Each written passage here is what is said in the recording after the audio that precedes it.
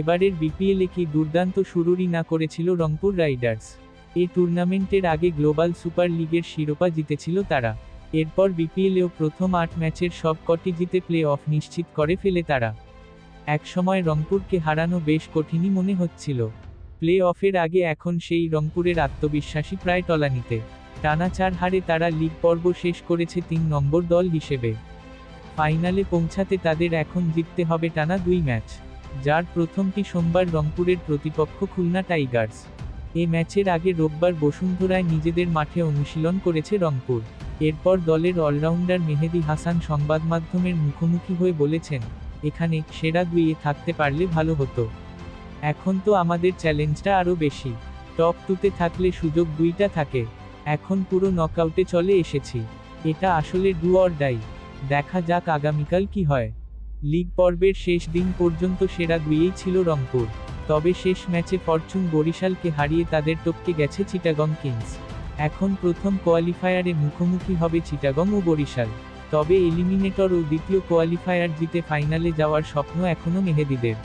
রংপুরের এই of spinning allrounder বলেছেন, বিশ্বাস তো সব সময় আছে। প্রত্যেক খেলোয়াড়ই বিশ্বাস নিয়ে যায় মাঠে। কিন্তু সব সময় দিন এক রকম যায় না। আমরা কোয়ালিফাই করতে পারিনি, কিন্তু এখনও আমাদের একটা সুযোগ আছে। সুযোগটা আমরা ইতিবাচকভাবে নিচ্ছি। আমার মনে হয়, দলে যারা আছে, সবাই ফুরফুরে মেজাজে আছে। কারণ, এ সময় দল হিসেবে যদি ভেঙে পড়ি, আমরা 4টা হেরেছি, তাহলে এখান থেকে বের হতে পারবো না। বিপিএলে এখন খুব বেশি তারকা বিদেশি দেখা যায় না। তবে প্লে অফ এলেই হুড়োহুড়ি পড়ে যায় ফ্র্যাঞ্চাইজিগুলোতে। নামী বিদেশি খেলোয়াড় এনে শিরোপা নিশ্চিত করতে চায় প্রতিটি দলই। এবার রংপুরে কে আসছেন? উত্তরে মেহেদী বলেন, কে আসছে, না আসছে, আমার কোনো ধারণা নেই।